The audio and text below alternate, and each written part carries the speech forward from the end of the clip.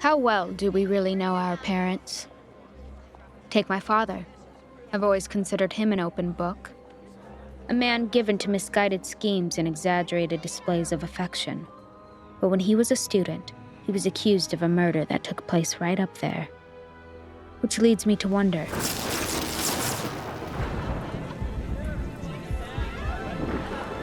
What really happened that stormy night, 32 years ago?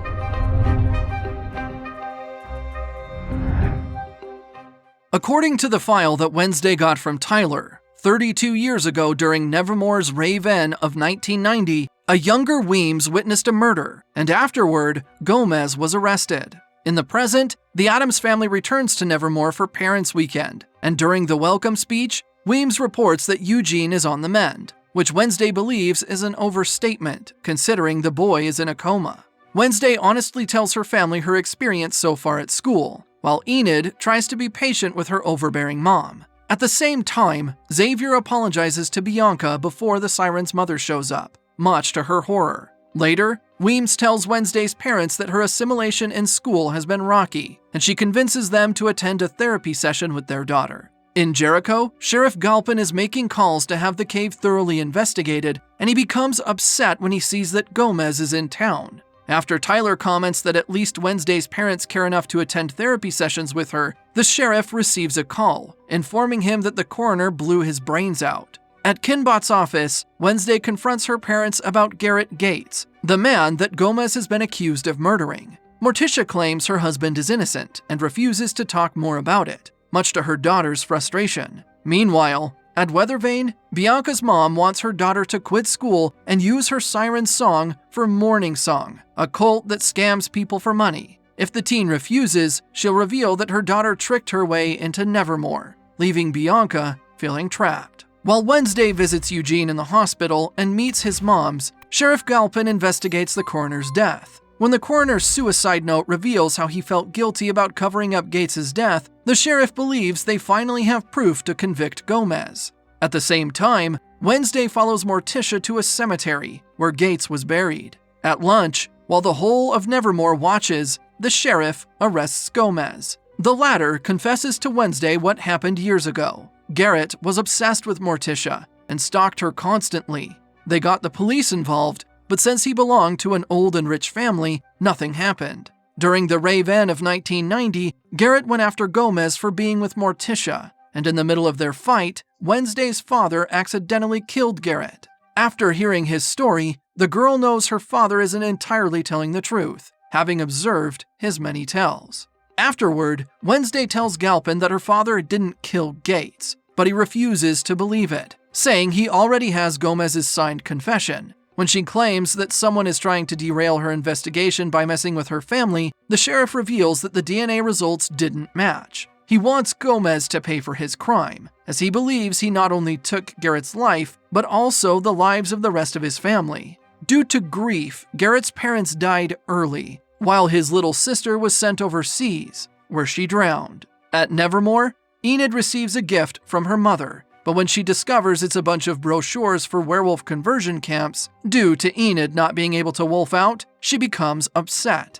Meanwhile, Wednesday seeks out her brother, comforting him as she assures Pugsley that their father is truly innocent. Later, at the Nightshade's library, Morticia reveals that Goody, Gomez's ancestor, founded the secret society to protect outcasts and was the one who killed Crackstone. Wednesday's mother eventually admits that it was by her hand that Garrett died, and Gomez only took the blame to protect her. Her description of Gates, foaming saliva, dilated eyes, and mental confusion makes Wednesday suspicious. They dig up Garrett's grave, but then an officer catches them in the act. After being sent to prison, Wednesday shows her parents Garrett's finger and claims that the man had been poisoned with nightshade, which means Gates was already dying before Morticia stabbed him. Wednesday's parents are overjoyed, and upon grabbing Garrett's finger back, the girl sees another vision.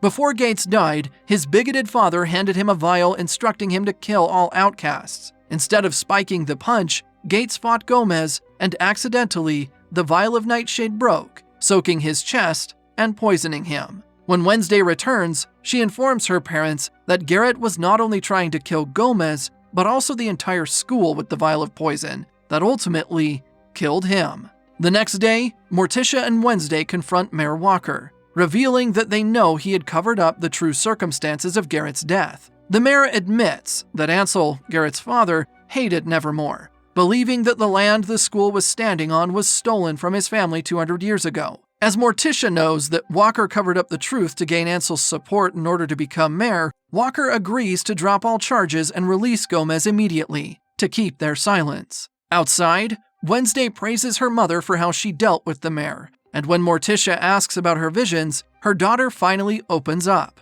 Morticia thinks that Wednesday is a raven, someone whose visions are more violent and powerful due to the dark disposition she has. The only one who can help her control her visions is someone from their bloodline, who's already dead, which Wednesday believes is 𝐒𝐤𝐢𝐬𝐤. But her mother tells her to be cautious, as the ancestors' vengeance pushed her too far. Eventually, 𝐒𝐤𝐢𝐬𝐿 releases Gomez and even sincerely apologizes to him. The two talk about how their respective son and daughter have become close, before parting amiably. While the Addams family happily reunites, Enid bravely tells her mother that she won't be going to any conversion camps, making her father proud. As for Bianca, she makes a deal with her mother, saying she wants to finish the school year before helping her, and after that, she wants her mother and morning song out of her life. When the parents' weekend ends, Morticia acknowledges that Wednesday has her own path to blaze, before handing her Weems' copy of their yearbook. Later, when the girl opens it, she discovers the principal's talent. She confronts Weems about her shape-shifting ability, convinced that she used it to mimic Rowan to make everyone believe he's still alive.